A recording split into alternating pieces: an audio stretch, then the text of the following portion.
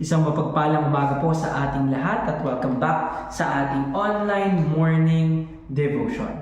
Ang ating title po sa umagang ito ay Ang Halaga ng Pagsunod kay Kristo. Ang halaga ng pagsunod kay Kristo. Ang ating talata po ay matatagpuan sa Aklat ng Lucas, Kabanata 14, talata 25 hanggang 33. Ito po ang sinasabi.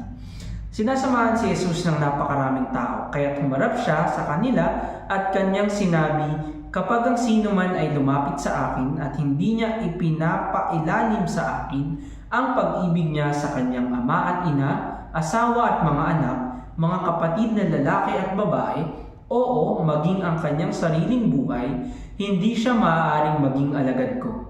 Ang sino mang hindi nagpapasan ng kanyang sariling krus at sumusunod sa akin ay hindi maaaring maging alagad ko. Kung ang sino man sa inyo ay nagnanais na magtayo ng isang tore, hindi ba't uupo muna siya at magbibilang ng halaga kung may sapat siyang salapi upang matapos ito? Kung mailalatag ang mga pundasyon ngunit hindi naman maitatayo, siya'y kukutsain ng lahat ng makakita. Sasabihin nila, nagsimula siyang magtayo ngunit hindi naman natapos. O kaya, kung ang 10,000 kawal ay makakalaban sa 20,000 darating na kalaban, at kung hindi, habang malayo pa ang kalaban, magsusugo siya ng kinatawan upang makipagkasundo. Gayon din naman ang sino man sa inyo na hindi tumalikod sa lahat ng kanyang ari-arian ay hindi maaaring maging alagad ko. So, blessed are we for those who have read and heard the word of our Lord this morning.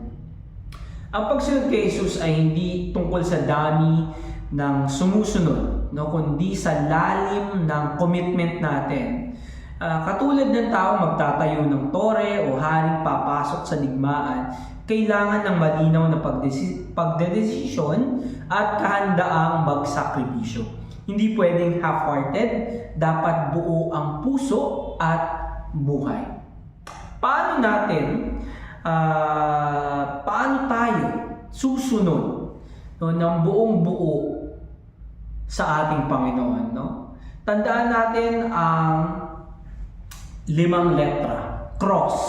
Sabi nga ng ating Panginoon, dapat nating bitbitin ang kanya-kanya nating cross. So bitbitin natin ang ating mga krus at laging tandaan ang cross. C-R-O-S-S.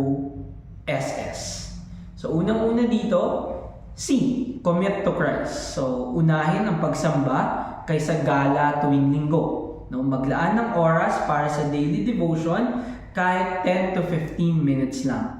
R, release distractions. So bawasan ng social media na umaagaw ng oras kay Lord. No, gumamit ng limit sa phone use at gamitin ang extra time sa prayer.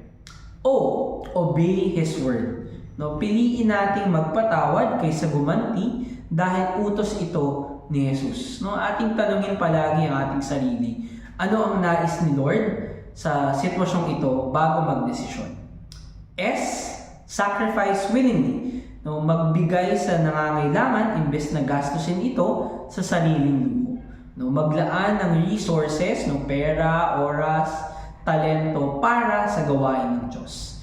At panghuling S, stay faithful. No, kahit may problema, patuloy pa rin nagsisimba at sumasamba at naglilingkod sa ating Panginoon. Gumamit ng prayer journal para maalala ang kabutihan ng Diyos at manatiling tapat sa Kanya. At sa ating panghuli ngayong umagang ito, no, ang ating challenge na haharapin ngayong umagang ito. No, ngayong linggo, pumili ng isang letra mula sa cross, C-R-O-S-S, na pinakamahirap para sa iyo. Isulat ito, ipag-pray araw-araw, at i-share sa isang kaibigan o kapatid sa pananampalataya para magkasama tayong magpalakasan at magpaalaala. Again, cross, commit to Christ, release distractions, obey His word, sacrifice willingly, and stay faithful. Tayo pong lahat ay manalangin. Panginoon, salamat sa paalala na ang pagiging alagad ay hindi madali pero napakahalaga. Turuan mo kaming mag-commit sa iyo, magbitaw ng distractions, sumunod sa iyong salita, magsakripisyo ng bukal sa loob at manatiling tapat sa iyo hanggang wakas. At sa aming pansamantalang paghiwa-hiwalay, ikaw ang maging sandigan namin at maging kalakasan namin sa aming patuloy na paglilingkod sa iyo. Ito na kami sa magdalangin sa pangalan ni Jesus. Amen.